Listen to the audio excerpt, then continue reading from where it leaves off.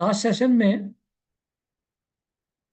भगवान कपिल अपनी माता देवहूति जी को अष्टांग योग के द्वारा ध्यान कैसे लगाया जाता है वो बता रहे थे। तो उसमें पूरा विग्रह भगवान का पूरा रूप ऊपर से लेकर नीचे तक पूरे पर ध्यान लगाने के बारे में बताया गया था। अब फिर कहा था कि जब तक चित्त उससे अपने आप हटे नहीं तब तक ध्यान उसी पे लगाए रखें। जब वहां से चित्त हट जाए, मन वहां से हट जाए, तो फिर एक एक अंग के ऊपर भगवान के ध्यान लगाना है। भगवान का एक एक अंग संपूर्ण भगवान ही है। भगवान का एक एक आयुध, एक एक आभूषण वो भगवान ही है। जैसे अनंत का कोई सा भी हिस्सा अनंत ही होता है। इनफाइनाइट का चाहे 10th हिस्सा हो चाहे 100th हिस्सा हो, इनफाइनाइट ही रहेगा। ऐसे ही भगवान अनंत हैं। भगवान का विग्रह ऑल एनकम्पासिंग है। हमारी सुविधा के लिए वो एक मूर्त रूप में, छोटे रूप में आ जाते हैं, लेकिन उनका एक एक अंग पूर्ण भगवान है। तो फिर जब मन पूरे भगवान के व्यू को देखते हुए वहां से हट जाए तो फिर एक एक अंग के ऊपर ध्यान लगाना है, क्योंकि उनका एक एक अंग संपूर्ण भगवान ही है। तो उस कॉन्टेक्स्ट में शुरू करते हैं चरणों से। तो पहले भगवान के चरण कमलों का ध्यान करना चाहिए। उनके पैर को हम लोग देखें। उनके पैर पर, पैर के नीचे वज्र, अंकुश, ध्वजा और कमल के मंगल में चिन्ह है।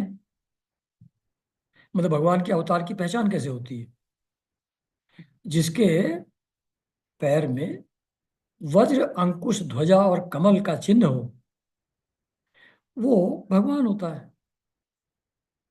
तो वो इन चिन्हों से अंकित भगवान के चरण कमलों का ध्यान करें और उनके जो नख चंद्रमंडल है, यानी कि उनके नाखून है पैर के, जो लाल लाल शोभायमान हैं और जो ध्यान करने वालों के हृदय के अंधकार को दूर करते हैं।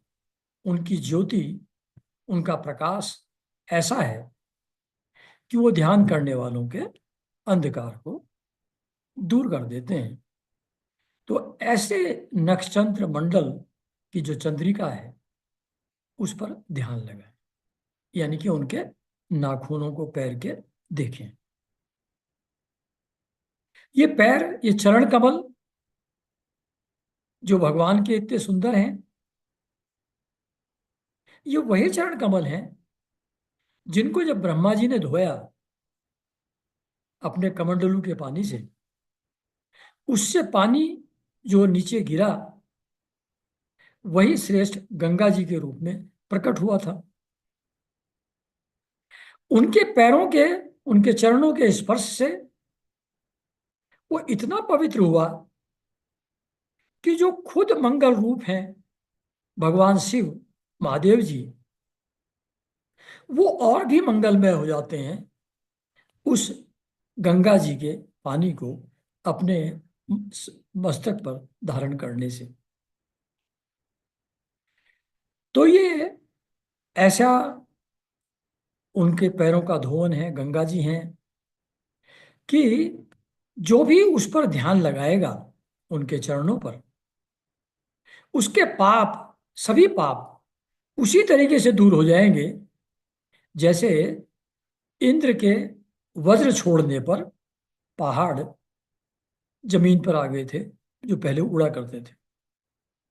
तो भगवान के इन चरण कमलों का चिरकाल तक चिंतन करें। चरणों का विशेष स्थान है। गुरु के भी चरण ही स्पर्श किए जाते हैं, उन्हीं को देखा जाता है। और दत्तात्रेय संप्रदाय में तो जो भी मंदिर होते हैं भगवान के, दत्तात्रेय के, उसमें उनके चरणों का ही बिंब प्रतिष्ठित किया जाता है। तो ये चरण उनके देखें, उन्हीं को चिंतन करें, उन्हीं को विजुलाइज करें। उसके बाद थोड़ा ऊपर चलें तो फिर चरणों को छोड़ करके ऊपर दोनों जो पिंडलियां हैं, काफ मसल्स हैं भगवान की, और घुटने हैं, नीज हैं उनके, उन पर ध्यान लगाएं। काफ मसल और ध्यान नीज पर। उनकी ऐसी महिमा है कि जो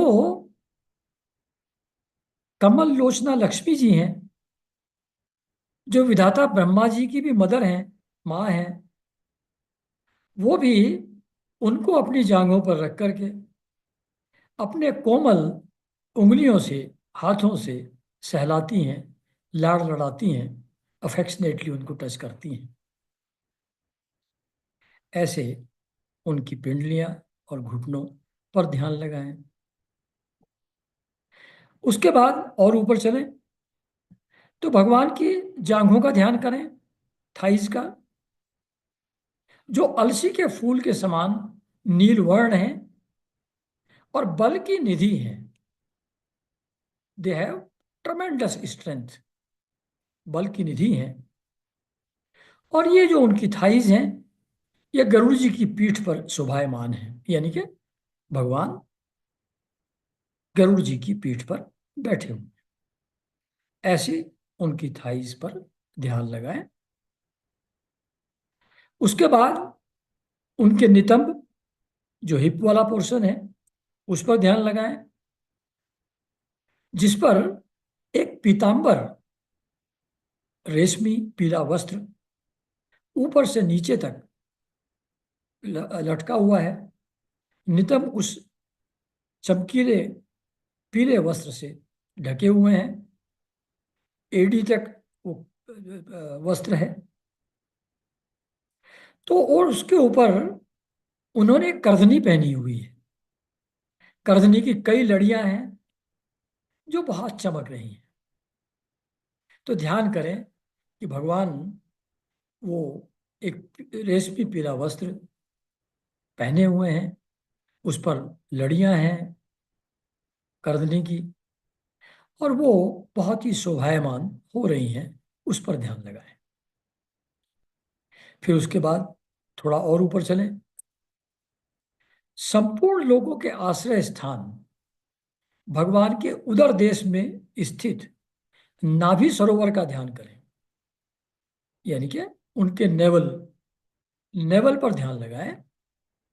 क्योंकि इसी नेवल के अंदर से, इस नाभि के अंदर से सर्वलोक में कमल प्रकट हुआ था। यानी कि वो कमल जो उनके नाभि सरोवर से प्रकट हुआ, जिस पर ब्रह्मा जी ऊपर बैठे हुए, अचानक उन्होंने पाया कि मैं इसके ऊपर बैठा हूं, और वो इतना बड़ा कमल था कि उसी के हिस्से करके उन्होंने 14 भुवन होते हैं उसमें, वो ब्रह्मा जी ने उस कमल से ही बनाए।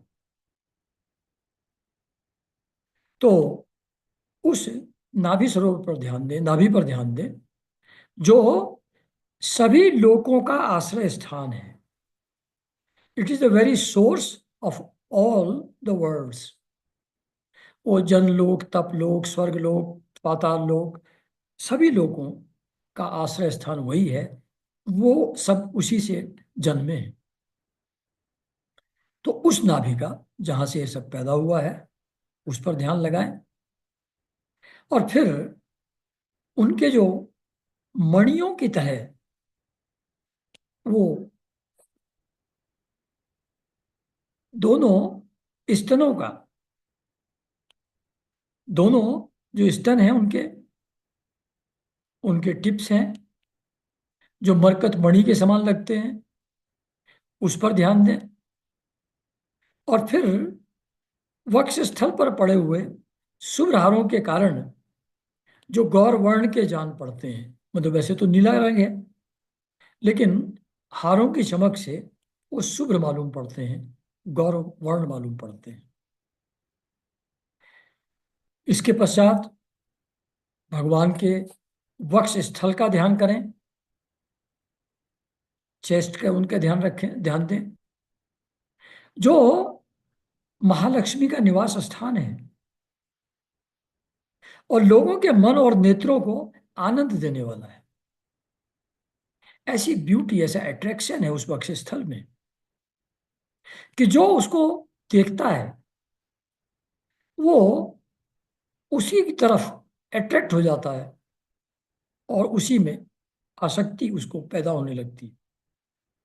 तो उस अ, वक्ष स्थल पर ध्यान दें जो लक्ष्मी जी का निवास स्थान है, और वो देखने वालों के मन और नेत्रों को बहुत ही आनंद देने वाला है। फिर उनके उस गले का चिंतन करें जो सभी लोगों के वंदनीय है, और कौस्तुभ मणि उन्होंने उसको पहनी हुई है गले में, वो इसलिए पहनी हुई है जिससे कौस्तुभ मणि की शोभा बढ़े। उनका गला, इनकी गर्दन इतनी सुंदर है कि कौस्तुभ मणि भी शोभायमान होती है उसमें, उनके धारण किए जाने पर। उसके बाद उनकी चारों भुजाओं पर ध्यान करें जो सभी लोकपालों की आश्रयभूता है, यानी कि जो लोकपाल हैं, जो इस सृष्टि को संभाले हुए हैं, जो इसको रन कर रहे हैं, इसके डे टू डे अफेयर्स, उनको जो शक्ति मिलती है वो भगवान की इन चारों भुजाओं से मिलती है। उनकी स्ट्रेंथ यहां से डिराइव होती है। तो लोकपालों का जो आश्रय है, ऐसी भगवान की चारों भुजाओं का ध्यान करें जिनमें उन्होंने कंगन आदि आभूषण पहने हुए हैं, बाजूबंद पहने हुए हैं। और जब समुद्र मंथन कर रहे थे वो, तो उसमें मंदराचल की पर्वत की रगड़ लगने से वो और चमक गए हैं। जो आभूषण हैं उनकी चमक और बढ़ गई है रगड़ खाने से मंदराचल पर्वत की, तो और उजले हो गए हैं। और फिर इसके बाद उनके सहस्त्रों धार वाले सुदर्शन चक्र का ध्यान करें, और फिर उनके एक हाथ में जो शंख है, जो राजहंस की तरह श्वेत चमक रहा है, उस शंख का चिंतन करें, है ना। फिर तो एक भुजा में ये हो गया शंख, एक में हो गया चक्र, तो उन आयुध चक्र का ध्यान करें, शंख का ध्यान करें। फिर एक हाथ में उनके विपक्षी वीरों के रुधिर से सनी हुई प्रभु की प्यारी कौमोदकी गदा का ध्यान करें। तो वो जो गदा है उनके हाथ में, वो विपक्षी वीरों के साथ फाइट करते हुए उनके रुधिर से, खून से सनी हुई है। उस गदा, उनकी प्यारी गदा जिसका नाम कौमोदकी है, कौमोदकी गदा, उसका ध्यान करें। फिर उनकी वो माला, वन माला, जिसके ऊपर बहुत सारे भौरे मंडरा रहे हैं उसकी खुशबू के कारण से, तो भौरों के सबसे गुंजायमान वनमाला का ध्यान करें, और उनके कंठ में सुशोभित संपूर्ण जीवों के निर्मल तत्व रूप कौस्तुभ मणि का ध्यान करें। मतलब जो कौस्तुभ मणि है, जो भगवान के गले और जो भगवान ने अपने गले में धारण की हुई है, दैट रिप्रेजेंट्स चेतन तत्व, लाइफ फोर्स। जैसे बुद्धिस्ट लोग भी कहते हैं ओम मणि पद्मे हम, हमारे अंदर पद्म, हृदय में एक मणि है। तो दिस मणि रिप्रेजेंट्स कॉन्शसनेस, चेतन तत्व। तो उसी को यहाँ लिखा है कि उनके कंठ में सुशोभित संपूर्ण जीवों के निर्मल तत्व रूप कौस्तुभ मणि का ध्यान करें। उसके बाद और ऊपर चलिए, तो अब उनका मुख कमल आ गया, अब उनका चेहरा आ गया। वो ये रूप धारण क्यों किया उन्होंने? वो भक्तों पर कृपा करने के लिए ही एक साकार रूप भगवान ने धारण किया है। उस सुंदर मुख कमल का, मुख कमल का ध्यान करें, जिसके ऊपर एक बहुत ही सुंदर वेल फॉर्म्ड नासिका है और झिलमिलाते हुए मकर की आकृति के कुंडल हैं, और उनके हिलने से, उनकी चमक से, उनके जो स्वच्छ कपोल हैं, सुंदर कपोल हैं, वो बहुत ही मनोहर जान पड़ते हैं। तो ऐसा चेहरा जिसके ऊपर सुंदर नाक और कुंडल कान में लटके हुए हैं, उनकी चमक से उनके कपोलों की, उनके गालों की शोभा और बढ़ रही है, उस पर ध्यान दें। और ये जो उनका मुखमंडल है, उस पर काली काली घुंघराली लटके अलकावली है, यानी कि बाल उनके घुंघराले लटक रहे हैं। और वो इतना सुंदर लगता है कि भ्रमर जो कमल कोश के ऊपर ही रहते हैं, तो कमल को सबसे सुंदर फूल माना गया है। उसकी सुंदरता, सुगंध और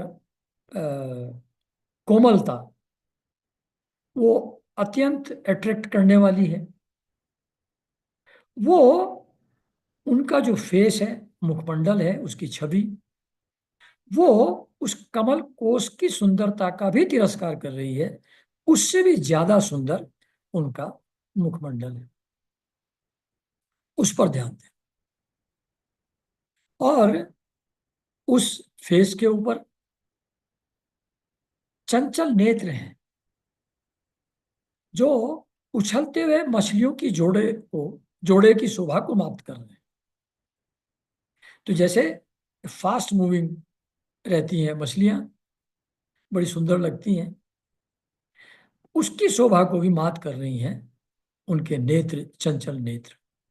उस पर ध्यान रखें। फिर उन्नत भ्रूलताओं से सुशोभित भगवान के ऐसे मनोहर मुखार बिंद की मन में धारणा करके आलस्य रहित हो उसी का ध्यान करें। तो ये फेस के सभी पार्ट्स को उन्होंने डिफाइन किया है। एक एक के ऊपर ध्यान दें और फिर अटेंटिव होकर के प्रेम से उस मनोहर मुखारविंद, उनके फेस पर ध्यान लगाए रखें। फिर उनकी जो चितवन है, the glance which he casts on भक्तास, उस चितवन का ध्यान करना चाहिए भक्ति भाव से, जो लगातार अपने भक्तों के ऊपर कृपा करने के लिए ही जैसे उद्यत मालूम पड़ती हैं। वो जो प्रेम भरी मुस्कान है, वो क्षण क्षण बढ़ती जाती है। उनके जो चितवन है, उनका जो ग्रेस है विच ही शावरिंग ऑन भक्तास, वो बढ़ता ही जाता है। और उस पर ध्यान देने से, उनकी चितवन पर ध्यान देने से, तो जितने भी दुख, संताप, ताप, वो तीन किस्म के ताप बोलते हैं, आधि दैविक, आधि भौतिक।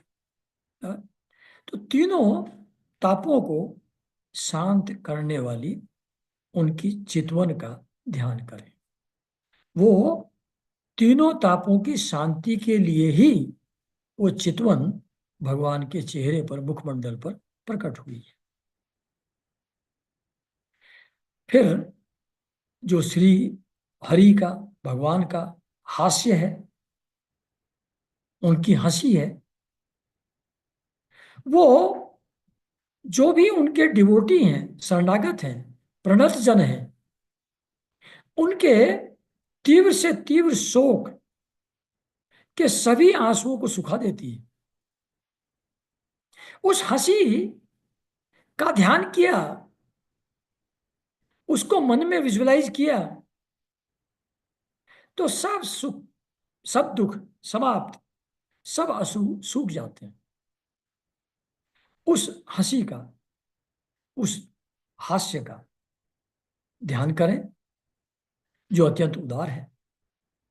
और मुनियों के हित के लिए, कामदेव को मोहित करने के लिए ही अपनी माया से श्री हरि ने अपने भ्रूमंडल को बनाया है। उसकी ब्यूटी ऐसी है कि जो सुंदरता की पराकाष्ठा कामदेव जी माने जाते हैं, वो कामदेव जी को भी अट्रैक्ट करती है। ऐसी सुंदरता श्री हरि के भ्रूमंडल की है, फेस की है। उस फेस का फिर ध्यान करना चाहिए। फिर जब अत्यंत प्रेम के कारण से भगवान खिलखिला करके हंसते हैं, उस हंसी का ध्यान करें। और ये जो उनकी हंसी है, ये ध्यान के लिए ही है, वो ध्यान के ही योग्य है। उस हंसी पर ध्यान दें। और उनके जो नीचे और ऊपर के दोनों होंठ हैं, लिप्स हैं, उनकी लाली इतनी ज्यादा शाइनिंग है कि उसके रिफ्लेक्शन से उनके जो छोटे छोटे दांत हैं, उनके ऊपर कुछ लालिमा जैसी दिखाई पड़ती है। तो ऐसे, इस प्रकार उनके चेहरे को देखते हुए, उनकी हंसी को देखते हुए, उनके चितवन को देखते हुए उसमें तन्मय हो जाए, उसी में डूब जाए, उसी को ध्यान करें, उसी को देखें, और किसी दूसरे पदार्थ को देखने की इच्छा न करें। तो इस प्रकार जब ध्यान भगवान का किया जाता है, श्री हरि का किया जाता है, तो उनसे साधक को, भक्त को प्रेम हो जाता है। जब प्रेम भाव जागृत होता है हृदय में, तो हृदय द्रवित हो जाता है, उसकी कठोरता चली जाती है, उसके निगेटिव भाव चले जाते हैं। भक्ति से वो द्रवित हो जाता है हृदय। शरीर में अत्यंत आनंद होने के कारण से रोमांच होने लगता है, और प्रेम से जनित आंसू की धारा बहने लगती है। प्रेम जनित आंसू इतने उठते हैं, इतने गिरते हैं, इतने बहते हैं कि शरीर नहा लेता है भक्त का उन आंसुओं से।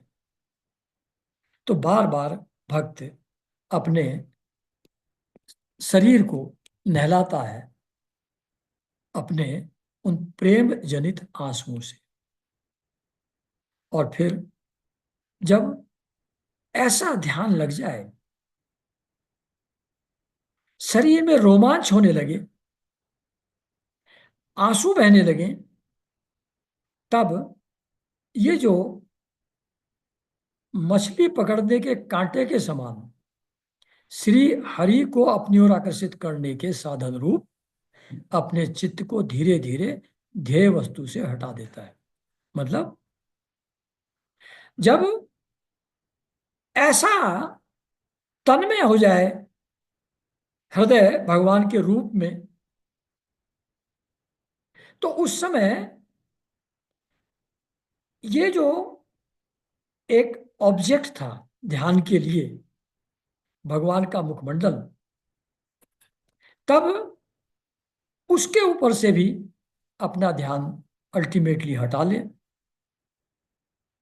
और जब वहां से भी ध्यान हट जाएगा, तब कहते हैं कि जैसे दिए से जलते जलते जब उसका तेल समाप्त हो जाता है, तो उसकी शिखा तेजस तत्व, जो अग्नि का सोर्स है, उस सोर्स में लीन हो जाती है।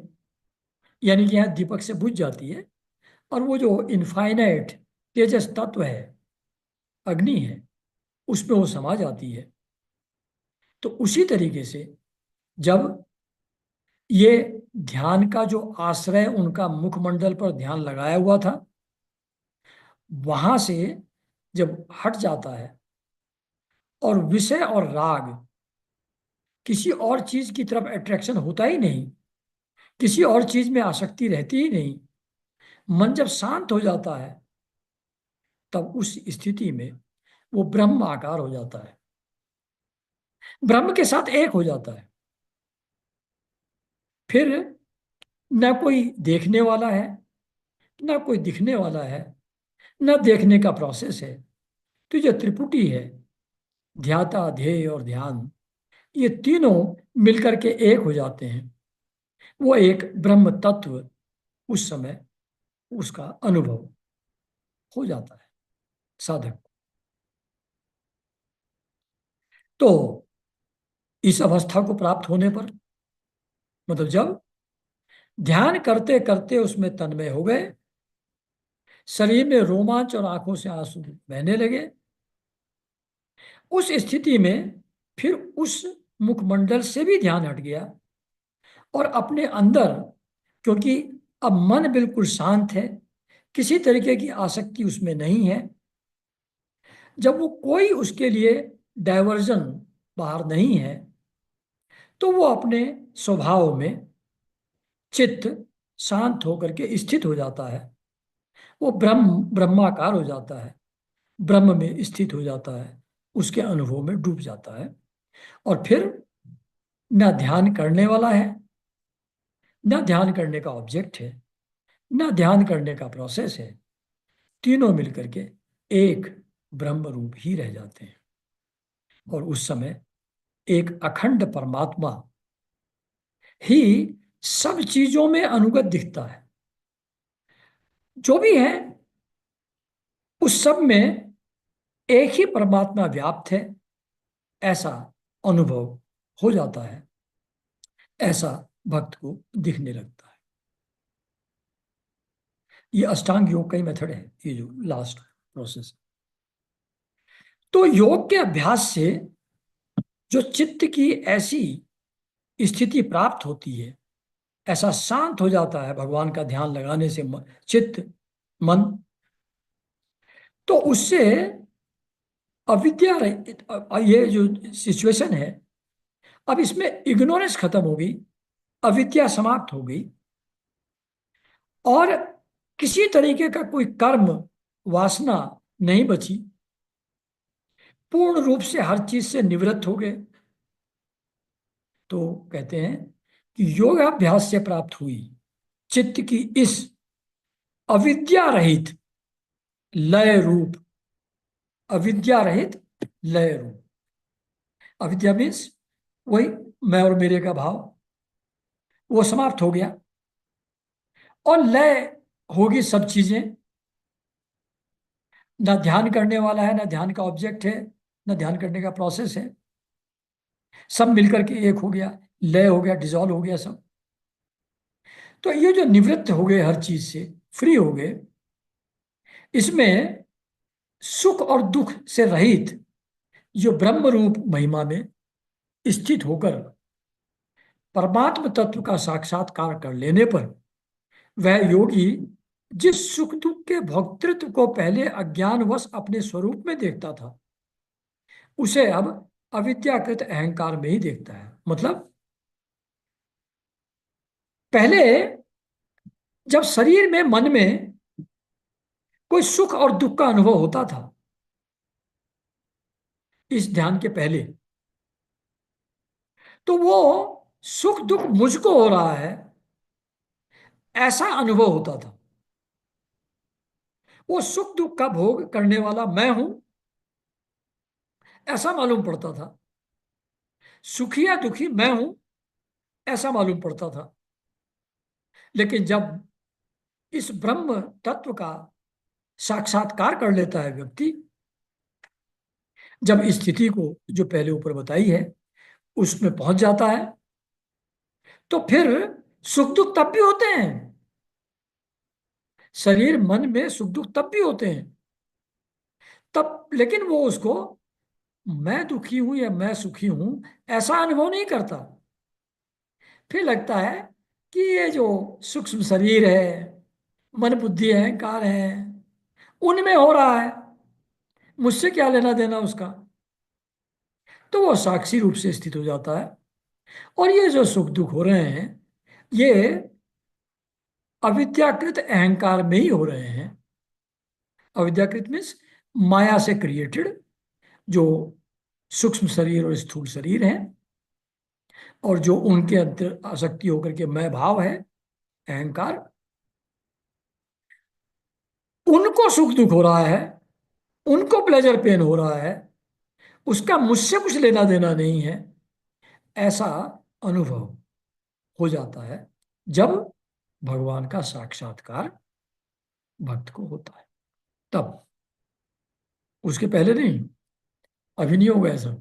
अच्छा, तो जिस प्रकार फिर कहते हैं कि अगर बहुत एक्सेसिव ड्रिंकिंग किसी ने कर लिया, मदिरा के मद से मतवाला कोई हो गया, तो उसको ये ख्याल नहीं रहता कि मैंने कपड़े पहने हैं कि नहीं पहने हैं कि गिर गए, कोई सुधि उसको नहीं रहती। तो इसी तरीके से जो ध्यान की उस चरम अवस्था में पहुंच जाता है सिद्ध पुरुष, उसको उसका अपना शरीर उठा है कि बैठा है, कहीं गया है कि नहीं गया है, आया है, उसके आने जाने उठने बैठने का कुछ भी ज्ञान उस सिद्ध पुरुष को, उस योगी को नहीं होता जिसने भगवान का साक्षात्कार कर लिया है। क्योंकि ये बिल्कुल एक्सटर्नल चीज है, और योगी, वो सिद्ध पुरुष, तो अपने परमानंद स्वरूप में स्थित है। वो तो अपने रियल स्वरूप में, जिसमें डुअलिटी है ही नहीं, जहां सिर्फ वो एक ही अनुभव है, उसमें वो स्थित है। तो बिकॉज ऑफ दैट, शरीर क्या कर रहा है क्या नहीं कर रहा है, कहाँ जा रहा है कहीं आ रहा है, उसका भी उसको ध्यान नहीं रहता। जिस तरीके से एक्सेसिव ड्रिंकिंग करने के बाद अपने शरीर का और कपड़ों का आदमी को ध्यान नहीं रहता। अब जहां तक उसकी बॉडी का क्वेश्चन है, ऐसे सिद्ध पुरुष की, वो तो पूर्व जन्म के संस्कारों के अधीन है। बार बार सभी लोग कहते हैं, सभी गुरु कहते हैं, गोंदावलेकर महाराज बार बार कहते हैं कि जो शरीर है वो तो प्रारब्ध के अधीन है। तो पूर्व जन्म के संस्कारों से जो प्रारब्ध बने हैं, शरीर तो उसके हिसाब से चलेगा। He has not to take care of that body. उसका जो प्रारब्ध है, दैट विल मैनेज इट। तो जब तक इस शरीर को जन्म देने वाला इसका आरंभक प्रारब्ध जब तक शेष है, तब तक वो शरीर इंद्रियों के सहित जीवित रहता है। किंतु जिसे समाधि का ऐसा अनुभव हो गया, ऐसी स्थिति प्राप्त हो गई, जिसने परमात्म तत्व को भली भांति जान लिया, वो सिद्ध पुरुष फिर उस शरीर को और अपना बीवी बच्चे पुत्र कलत्र, इन सब चीजों को वैसे ही स्वीकार नहीं करता, अपना नहीं मानता, जैसे स्वप्न के शरीर को हम जगने के बाद नहीं मानते। सपने में हमारा कोई भी फॉर्म हो सकता है, किसी प्रकार की बॉडी भी हो सकती है।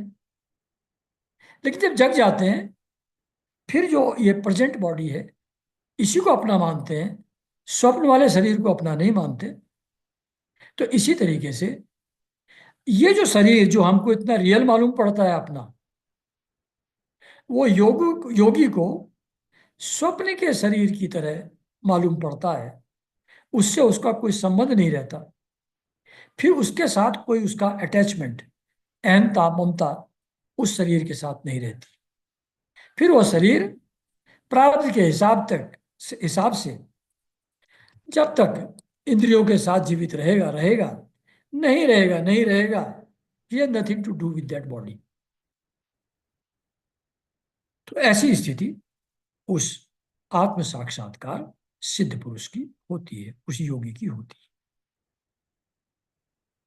तो कहते हैं कि जिस तरीके से अत्यंत स्नेह के कारण पुत्र और धन आदि में साधारण जीवों की आत्मबुद्धि रहती है। नॉर्मल कोर्स में हम सब लोग अपने फैमिली मेंबर्स के साथ बहुत अटैच्ड रहते हैं। वो मेरे हैं ऐसा लगता है। उनको कोई तकलीफ हो तो उतनी तकलीफ होती है जितनी मुझको हो रही हो। तो साधारण जीवों को इन सब चीजों में आत्मबुद्धि रहती है, as if they are me itself, they are mind. वो मैं ही हूं वो। लेकिन अगर थोड़ा विचार करें और देखते हैं कि भाई माँ बाप थे, मर गए चले गए, क्या हुआ, कुछ नहीं हुआ। तो ये पैदा होना मरना चलता रहता है। ये हमारे होने न होने से इसमें कोई फर्क नहीं पड़ता है। अगर ऐसा विचार ठीक से करें तो दिखाई पड़ता है कि इनको हम मानते तो हैं अपना, अटैचमेंट तो है इनसे हमारा, लेकिन एक्चुअली है तो ये अलग है।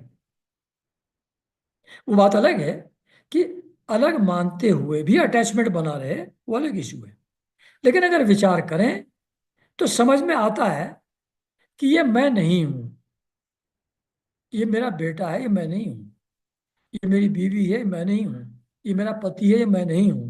थोड़ा विचार करने से ये बात समझ में आ जाती है। तो जिस तरीके से थोड़ा सा विचार करने से नियर रिलेटिव्स की सेपरेट एग्जिस्टेंस समझ में आ जाती है, उसी तरीके से ये जो अंदर साक्षी पुरुष है, उसके लिए देह आदि, ये बॉडी भी वैसे ही एक्सटर्नल है जैसे हमारे लिए अपने बीवी बच्चे या पति। तो वो शरीर से अपने आप को पृथक समझ लेता है योगी। तो जो लिखा है इन्होंने सेंटेंस, जिस प्रकार अत्यंत स्नेह के कारण पुत्र और धन आदि में साधारण जीवों की आत्मबुद्धि रहती है, किंतु थोड़ा सा विचार करने से ही वे उनसे स्पष्टतया अलग दिखाई देते हैं, उसी प्रकार जिन्हें यह अपना मान बैठा है, उन देह आदि से भी उनका साक्षी पुरुष पृथक ही है। जो चेतन तत्व है, जिसके कारण से ये स्थूल शरीर और सूक्ष्म शरीर एक्टिव मालूम पड़ते हैं, वो चेतन तत्व, दैट साक्षी तत्व, वो एक सेपरेट ही है। वो बॉडी का पार्ट नहीं है। स्थूल शरीर और सूक्ष्म शरीर से उसका कोई संबंध नहीं है। वो उनको वैसे ही अलग देखता है, सूक्ष्म शरीर और स्थूल शरीर को, जैसे हम दूसरे व्यक्तियों को अपने से अलग देखते हैं। है जी। फिर कहते हैं कि जिस प्रकार जलती हुई लकड़ी से, चिंगारी से, अग्नि से प्रकट हुए धुएं से और वो जलती हुई लकड़ी से अग्नि वास्तव में पृथक ही है। अग्नि तत्व वो लकड़ी नहीं है। अग्नि तत्व चिंगारी नहीं है। अग्नि तत्व धुआं नहीं है। अग्नि तत्व जलती हुई लकड़ी नहीं है। अग्नि तत्व अलग है, जलती हुई लकड़ी अलग है, चिंगारी अलग है, लकड़ी अलग है। तो जिस तरीके से अग्नि, लकड़ी, चिंगारी, धुएं, इन सब चीजों से अलग है, उसी प्रकार ये पंच महाभूत इंद्रिय और अंतःकरण से, भूत, इंद्रिय और अंतःकरण, दूसरे शब्दों में स्थूल शरीर और सूक्ष्म शरीर, ये जो बॉडीज हैं हमारी, एक मन बुद्धि चित्त अहंकार अंतःकरण है, और ये शरीर है जिसके अंदर सारी कर्मेंद्रियां और ज्ञानेंद्रियां हैं। तो ये सब, इनसे साक्षी आत्मा इनसे उसी तरीके से अलग है जैसे लकड़ी से अग्नि भिन्न होती है, ऐसे स्थूल शरीर से और अंतःकरण से साक्षी आत्मा डिफरेंट है। अग्नि प्रकट होती है लकड़ी से, मालूम पड़ती है उससे आती हुई, लेकिन है अलग। इसी तरीके से कॉन्शसनेस बॉडी के अंदर, मन के अंदर मालूम पड़ती है, लेकिन वो बॉडी और मन से कॉन्शसनेस है अलग। तो ये जो साक्षी आत्मा है, ये डिफरेंट है देन स्थूल शरीर एंड सूक्ष्म शरीर। यानी क्या, पंचमहाभूत से क्रिएटेड स्थूल शरीर, ज्ञानेंद्रियां और कर्मेंद्रियां, और अंतःकरण यानी कि मन बुद्धि चित्त अहंकार, इनसे इनको एक्टिवेट करने वाला आत्मा, चेतन तत्व अलग है। और इस जीव कहलाने वाले आत्मा से भी ब्रह्म भिन्न है। ये जो एक चेतन तत्व अंतःकरण के अंदर मालूम पड़ता है जीव के रूप में, एक सेपरेट एंटिटी के रूप में, ये जो जीवात्मा है, इससे भी जो इसका अल्टीमेट सोर्स है वो ब्रह्म, वो इस जीव चैतन्य से भी अलग है। और प्रकृति से उसके संचालक पुरुषोत्तम भिन्न है। मतलब प्रकृति अलग अलग शरीरों की रचना करती है, मन बुद्धि चित्त अहंकार की रचना करती है, लेकिन वो अपने आप में एक्टिवेट नहीं होते जब तक उनका संचालक पुरुष उसमें प्रवेश नहीं करता, उसके साथ एसोसिएट नहीं करता, तब तक वो शरीर एक्टिव नहीं रहते। तो कहते हैं इसी तरीके से प्रकृति से उसका जो संचालक पुरुष है वो भी अलग है। फिर आगे कहते हैं, तो मतलब समझाने का प्रयास ये हो रहा है कि चेतन तत्व बिल्कुल अलग है, और ये जो हमारे स्थूल शरीर है, ज्ञानेंद्रिया कर्मेंद्रिया हैं, अंतःकरण मन बुद्धि चित्त अहंकार हैं, ये डिफरेंट हैं। अभी हम ये सब लोगों को मिले हुए एक मालूम पड़ते हैं, लेकिन वो वास्तव में अलग हैं, ये बताने का प्रयास चल रहा है। फिर आगे कहते हैं कि जिस प्रकार देह दृष्टि से, अगर फिजिकल बॉडी के एंगल से देखा जाए, तो जरायुज, अंडज, स्वेदज और उद्भिज, चार प्रकार के प्राणी पंचभूत मात्र हैं। जरायुज मतलब जिनकी नाल से जुड़ा हुआ होता है माँ से, जो जीव, जैसे ह्यूमन बीइंग्स हैं, गाय भैंस हैं, उनके बच्चे हैं, वो एक नाभि से, सूत्र से बंधे होते हैं। तो ऐसे जो जीव हैं उनको जरायुज कहते हैं। अंडज जो अंडे से पैदा होते हैं, स्वेदज जो पसीने से, खटमल, जूं, ये सब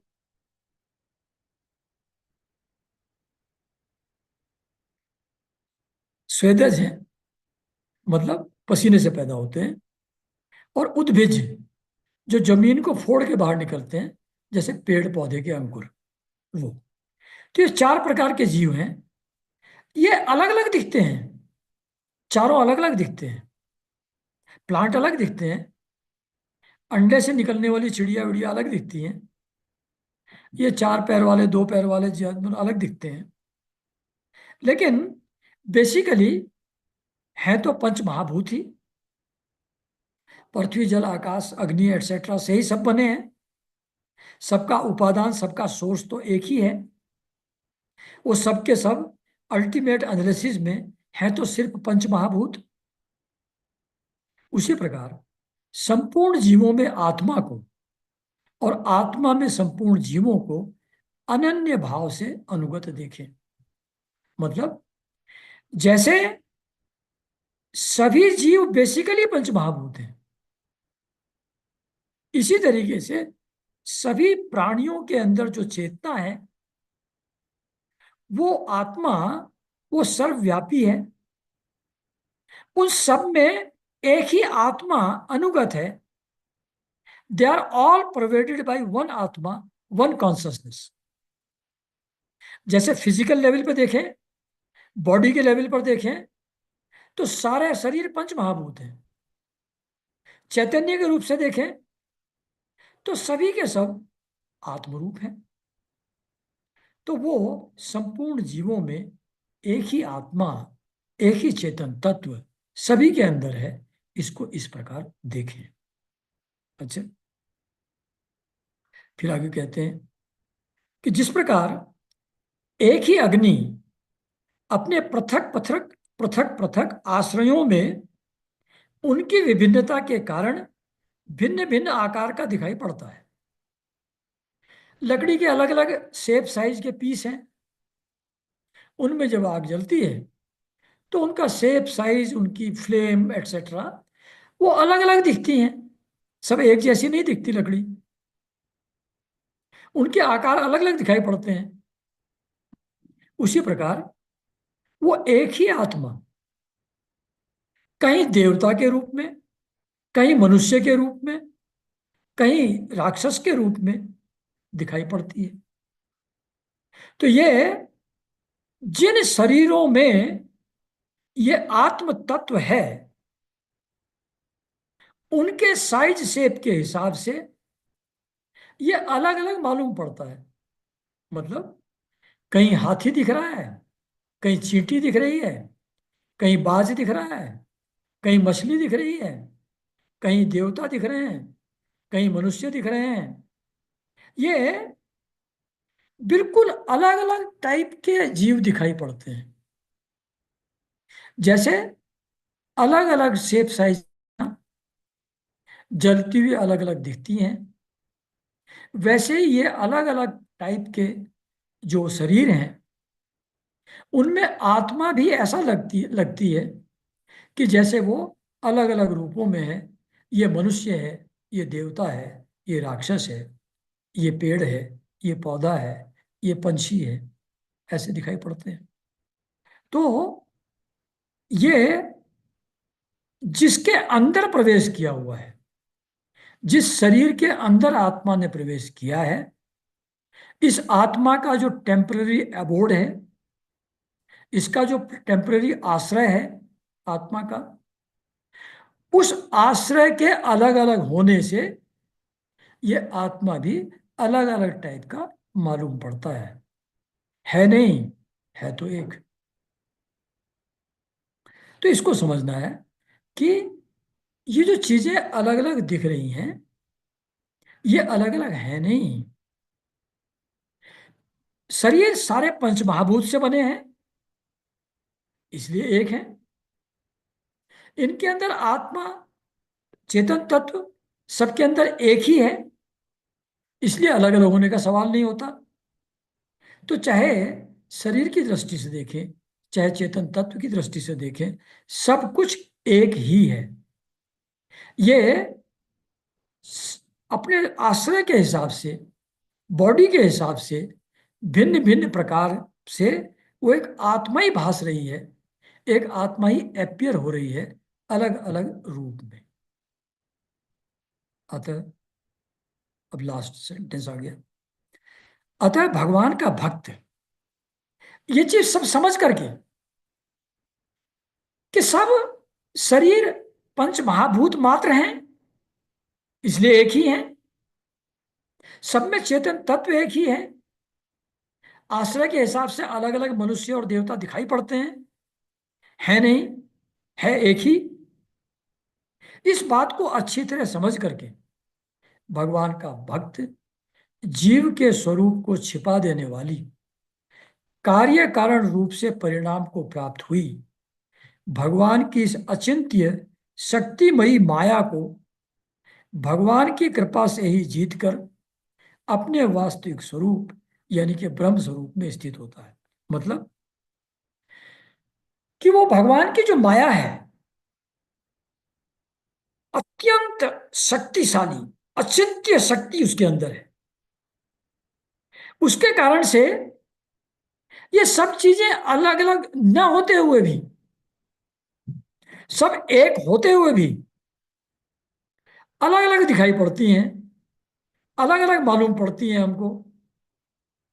और इनके कारण से जो हमारा रियल स्वरूप है, आत्म तत्व है, वो उस माया शक्ति से जो अचिंत्य है, बियॉन्ड इमेजिनेशन है, मोस्ट पावरफुल है,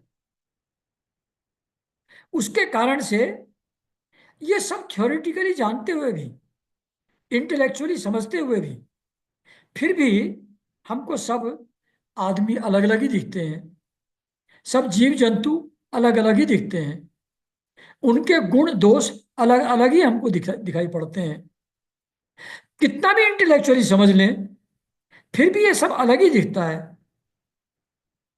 लेकिन भक्त जब इस प्रकार प्रयास करता है जैसे ऊपर ध्यान लगाने में बताया गया है, तो उसको भगवान की कृपा प्राप्त होती है, और उस भगवान की कृपा से वो उस अचिंत्य शक्तिशाली माया को जीत लेता है,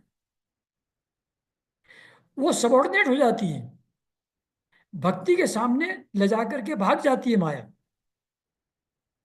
तो भगवान की कृपा से ही उस माया को जीतकर फिर अपने स्वरूप में स्थित हो जाता है, ब्रह्म रूप में स्थित हो जाता है। तो यहां पर ये चैप्टर समाप्त होता है। तो बेसिकली ओवरऑल ये कहा गया है, मतलब कि यम नियम को फॉलो किया, आसन सिद्ध किया, फिर प्राणायाम किया, फिर भगवान के स्थूल रूप की धारणा पहले किया, फिर उनके एक एक अंग में मन लगाया, ध्यान लगाया। ये सारा प्रोसेस करते करते, ध्यान लगाते लगाते, फिर उस रूप से भी उस ध्यान को हटा हटा लेते हैं, और फिर वासना रहित शांत चित्त में उस ब्रह्म का अनुभव व्यक्ति को हो जाता है, भक्त को हो जाता है। वो भगवान के आत्म साक्षात्कार के बाद ही होता है, उसके पहले नहीं। तो जब तक मन में अल्टीमेटली ध्यान के द्वारा ब्रह्म का साक्षात्कार नहीं होता, तब तक द्वैत नहीं मिटता, तब तक सब चीजें अलग अलग ही रहती हैं। लेकिन इस प्रोसेस से जो उस भगवान की माया जिसके कारण से द्वैत मालूम पड़ता है, उस माया को भक्त जीत लेता है भगवान की कृपा से, भगवान के साक्षात्कार से, और फिर ये डुअलिटी गायब हो जाती है, डुअलिटी नहीं रहती, और फिर जो एक उसका वास्तविक स्वरूप है, ब्रह्म स्वरूप है, उसके अंदर योगी स्थित हो जाता है। तो ये था अष्टांग योग का चैप्टर, यहाँ समाप्त होता है। तो अब अगले वीक फिर नेक्स्ट चैप्टर के साथ उपस्थित होंगे। तो अभी सब लोगों को बहुत बहुत नमस्कार।